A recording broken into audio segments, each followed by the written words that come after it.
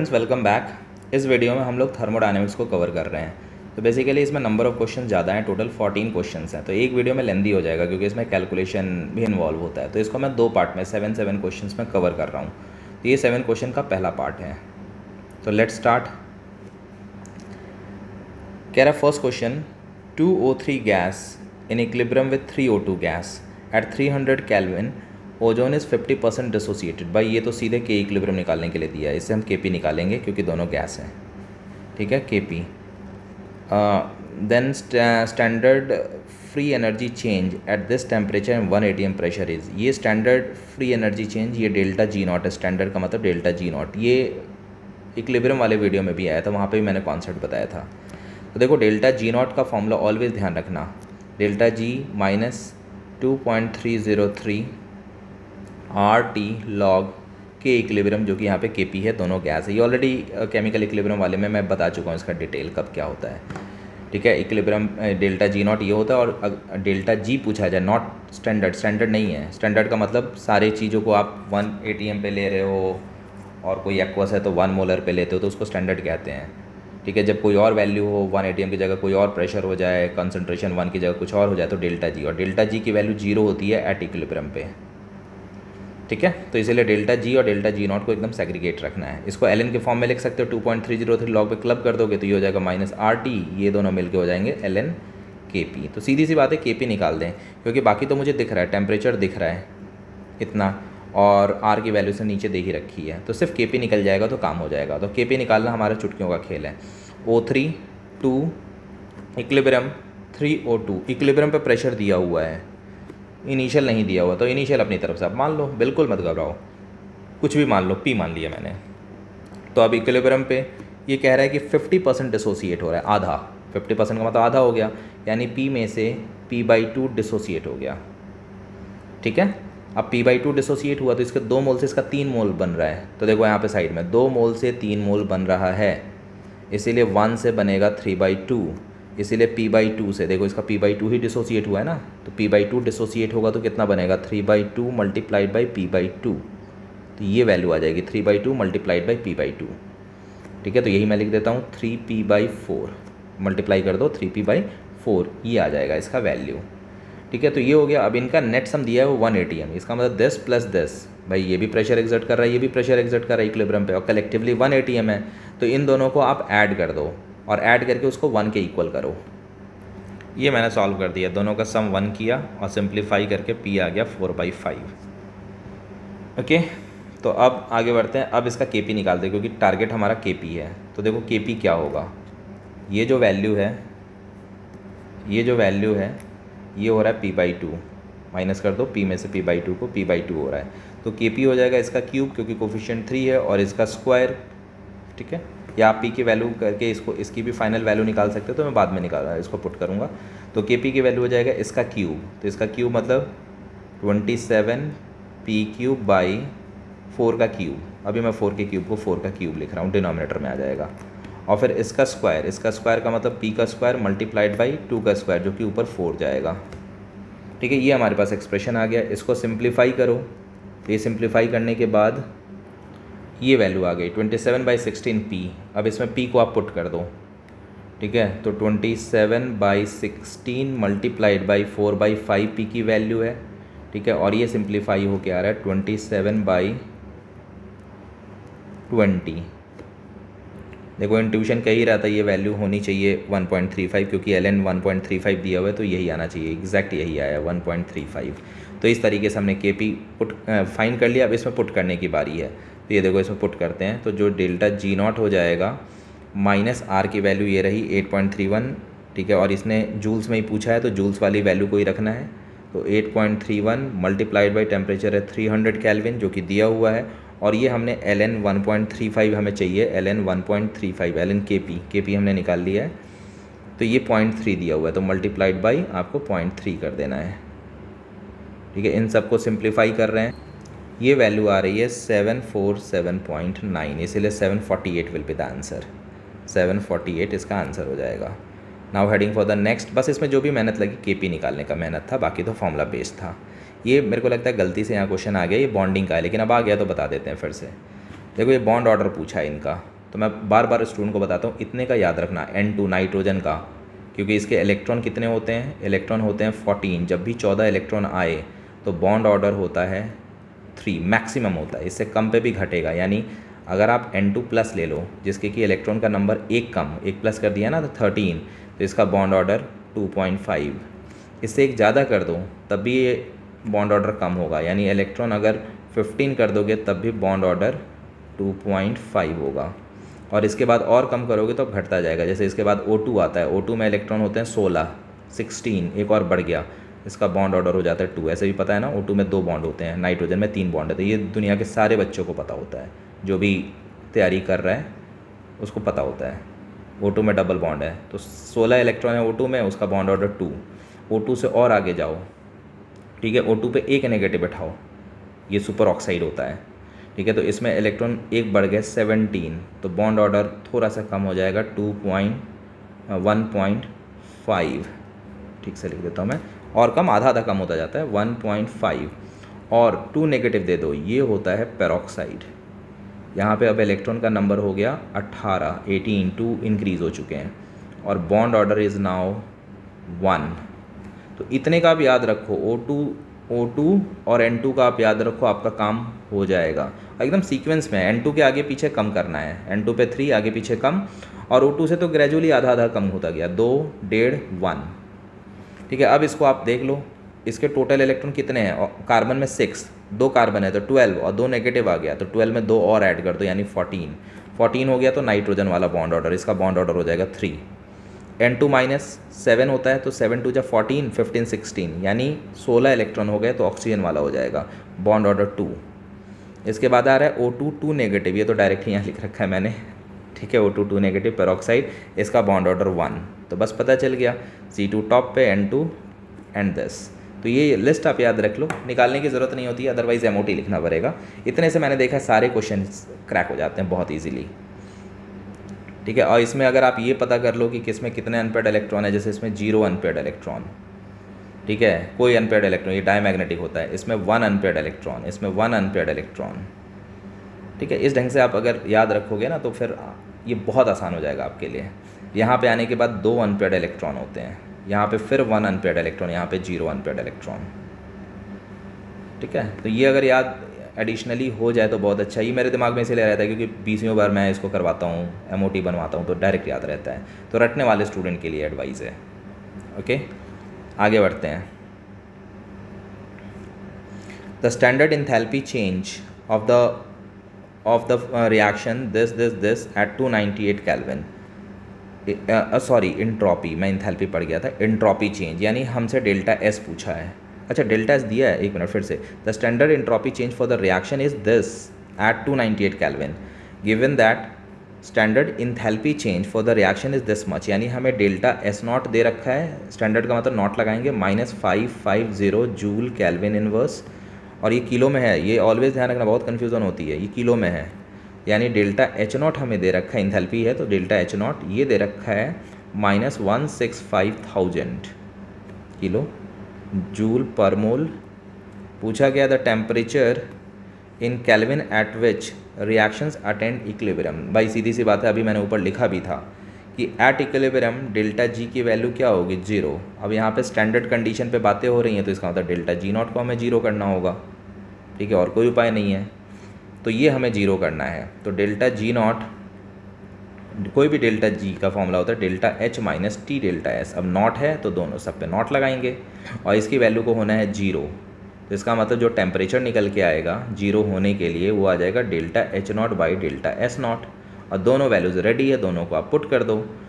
तो मैं इसको अब नहीं लिख रहा, ये न्यूमरेटर में पुट करना, ये डिनोमिनेटर में, और जो वैल्यू आएगी कैलकुलेट करके मैं लिखता हूँ। ये वैल्यू एग्जैक्ट 300 आ गई, तो इसलिए 300 आएगा temperature in kelvin. Now heading for the next, कह रहे हैं at 25 degree and 1 atm pressure the enthalpy of combustion of benzene and acetylene, acetylene होता है C2H2, benzene C6H6 and acetylene are this and this, combustion दे रखा है respectively, the change in enthalpy of the following reaction is, इस reaction का enthalpy change पूछा है, बहुत इजी क्वेश्चन है। आप दोनों के देखो, कभी भी जो डेटा होता है ना, पहले उसको लिख लो। हमें कंबशन डेटा दिया हुआ है तो कंबशन का डेटा लिखते हैं। भाई इसके 1 मोल को जला रहे हैं, कंबशन का मतलब ये है कि दोनों के 1 मोल को जलाओ, तो इसके 1 मोल को जला रहे हैं और बैलेंस करेंगे, तो ये 6 CO2 बनेगा एंड 3 H2O बनेगा। 3 H2O बना दिया हमने, ठीक है, ये बना दिया। और ऐसे ही दूसरे वाले में C2H2, इसको भी जलाते हैं, सॉरी C2H2 है, plus O2 giving you 2 CO2 plus H2O, क्योंकि 2 ही हाइड्रोजन है ना, तो H2O से ही एडजस्ट हो गया। यहाँ पे 6 था तो 3 2 6। बैलेंस करते हैं, कितने ऑक्सीजन हो गए, 12 प्लस 3, 12 प्लस 3 15/2। यहाँ पे कितने, 4 + 1 5, 5/2, ये आ गया हमारे पास। और हमें चाहिए क्या, अच्छा इसकी वैल्यूज़ भी लिख देते हैं। इसका दिया हुआ है -3268 और इसका दिया हुआ -1300, और हमें ये चाहिए, यानी इसके कोफिशिएंट में थ्राइस लगा हुआ है, तो पहले तो इसके कोफिशिएंट में थ्राइस लाते हैं, तो इस पूरे को हम 3 से मल्टीप्लाई कर रहे हैं, ठीक है, 3 से मल्टीप्लाई कर रहे हैं, तो इसका ये वैल्यू भी 3 से मल्टीप्लाई होगा। अब लिख देते हैं साफ़ सुथरे ढंग से, तो ये 3 C2H2 प्लस 15, ये मल्टीप्लाई इसमें भी होगा, 15/2 O2 गिविंग यू, ये इसमें भी मल्टीप्लाई होगा, 6 CO2 प्लस 3 H2O, और ये इसमें भी मल्टीप्लाई हो गया, -3900, ठीक है, इतना आ गया। अब सिंपल है, ये इसको उल्टा करना होगा मैं, क्योंकि ये प्रोडक्ट साइड में अपीयर हो रहा है, तो इसको उलट दो, तो इसको मैं उल्टा करके इसके नीचे लिख रहा हूँ, तो उलट के इसको इधर लाएंगे, तो 6 CO2 plus 3 H2O giving you 15, ये तो दिख रहा है, अब ऐड कर देंगे 15/2 O2 प्लस C6H6, और जब रिएक्शन, किसी भी रिएक्शन को उल्टा करते हैं तो उसका डेल्टा H वैल्यू माइनस से प्लस में हो जाएगा, 3268, ये आ गया। अब आप दोनों को ऐड कर दो, देखो डिज़ायर्ड इक्वेशन आ जाएगा, ये कैंसिल, 6 CO2 से 6 CO2 कैंसिल, ये कैंसिल, रह गया ये और ये, यानी 3 C2H2 गिविंग यू C6H6, और इन दोनों का फिर net sum will be the answer, ठीक है। तो इसका नेट सम कर लो, वही आंसर होगा हमारा। ये आ रहा है 632 माइनस में, तो -632 सी ऑप्शन। इन सब में थोड़ा सा लिखना ज़्यादा होता है फिज़िकल में, इसीलिए थोड़ा मेहनत का काम ज़्यादा हो जाता है, लेकिन इसके क्वेश्चन ईजी होते हैं। कैलकुलेशन पार्ट थोड़ा कॉम्प्लेक्स होता है, अदरवाइज क्वेश्चन ईजी होते हैं, कोई फैक्ट बेस्ड नहीं, कुछ रटने का नहीं। रटने वाले क्वेश्चन में तो ऐसा चीज़ होता है वो मेमोरी बेस्ड होता है, NCERT लाइन बाय लाइन कौन रट सकता है। तो जो क्वेश्चन सारे कम से कम PYQ करके उन चीज़ को वो दोबारा पूछे तो आपसे मिस ना हो, ये इंश्योर कर लो। मैक्सिमम क्वेश्चन रिपीटेड होते हैं। आते हैं अगला 5th, for the complete combustion of methanol, ये रहा इसका कंप्लीट हमने कंबशन किया हुआ है।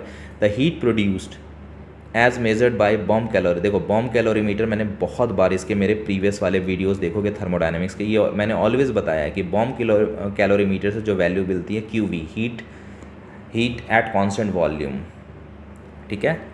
तो ये कांस्टेंट वॉल्यूम पे ऑपरेट करता है, इसीलिए हीट एट कांस्टेंट वॉल्यूम मिलता है, और हीट एट कांस्टेंट वॉल्यूम को हम कहते हैं डेल्टा U, और ये भी मैं बता देता हूँ, हीट एट कांस्टेंट प्रेशर को कहते हैं डेल्टा H, ठीक है, इन्फॉर्मेशन के लिए। तो ये आपको डेल्टा U दे रखा है, मैं लिख देता हूँ यहाँ, डेल्टा U हमें दे रखा है 726, और प्रोड्यूस्ड है तो ये ऑब्वियसली माइनस में आएगा। हीट प्रोड्यूस कह दिया ना, एक्सोथर्मिक है तो ये माइनस में आएगा।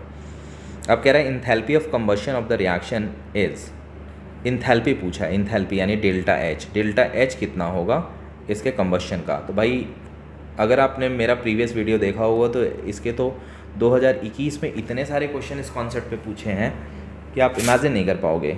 फॉर्मूला क्या लगना है, डेल्टा U और डेल्टा H का रिलेशन, तो delta H is equal to delta U plus delta NGRT, यही फॉर्मूला है।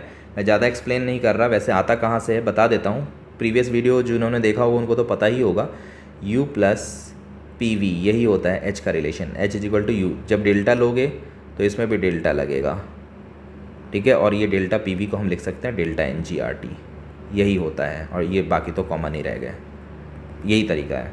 तो अब इसका डेल्टा NG, डेल्टा NG का मतलब है प्रोडक्ट में गैस कोफिशिएंट का सम माइनस रिएक्टेंट में गैस कोफिशिएंट का सम। तो ये तो लिक्विड है, इसको इग्नोर मारो, ये है इसका कोफिशिएंट 1 है, तो यहाँ पे 1 है प्रोडक्ट में। रिएक्टेंट में आते हैं, इसमें लिक्विड है, इग्नोर कर दो, ये गैस है तो इसमें कोफिशिएंट हो गया 3/2। तो तो डिफरेंस क्या होगा, प्रोडक्ट माइनस रिएक्टेंट, यानी इसका डेल्टा एन जी निकालना है तो प्रोडक्ट में कोफिशिएंट माइनस रिएक्टेंट में कोफिशिएंट, ठीक है। ये करोगे आप तो -½ आएगा, तो इसको मुझे -½ पुट करना है। अब मैं पुट करने जा रहा हूँ, ये -726, ठीक है, और ये वैल्यू -½ आ गई तो -½ तो ये मतलब -½ होने के कारण ये प्लस माइनस में बदल गया। आर की वैल्यू 8.3 दिया हुआ है, रख दिया। टेम्परेचर हमें 27 डिग्री है यानी 300 केल्विन रख दिया। इसको सिंप्लीफाई करेंगे आंसर आएगा। चलो एक मिस्टेक हो गया, ये किलो कैलोरी में था, मैंने ध्यान नहीं दिया और 726 था, ठीक है। तो इसको ना 726 किलो है ना डेल्टा यू, तो किलो का मतलब है 726,000, तो ये मुझे यहाँ रखना होगा। तो 726,000, थोड़ा सा करेक्शन कर लेना, 726,000 है और ये वैल्यू अप्रॉक्सीमेटली 730 के आसपास आ रही है। एक मिनट में रीकैलकुलेट कर लेता हूँ। ये वैल्यू आ रही है 727,245 माइनस में, तो किलो में कन्वर्ट करोगे तो डेसिमल यहाँ पे आएगा, इतना ये जूल था, किलो में इतना किलो जूल हो जाएगा, इसीलिए नियरेस्ट इंटीजर 727 होगा इसका। Now heading for the next question 6th। The CNG is a important transportation fuel. When 100 gram CNG is mixed with 208 ग्राम होगा, आई थिंक छूट गया है, gram oxygen in vehicle, it leads to the formation of CO2 and H2O and produces large quantity of heat during this combustion. The amount of carbon dioxide produced in gram. अच्छा, ये तो mole concept का question हो गया। Again ये by mistake आ गया thermodynamics में, but आ गया तो छोड़ना नहीं है भाई। ये तो लिमिटिंग रिएजेंट का कॉन्सेप्ट है। CNG बता दिया मीथेन है, तो पहले मोल्स ऑफ CNG निकाल लो। CH4 given mass 100 by methane का मोलर मास, मीथेन का मोलर मास CH4 16, ये वैल्यू आ रही है 6.25 मोल्स, भूल जाओ। अब ऐसे ही ऑक्सीजन का भी निकालना है हमें, मोल्स ऑफ O2, तभी तो मोल कॉन्सेप्ट लगाएंगे।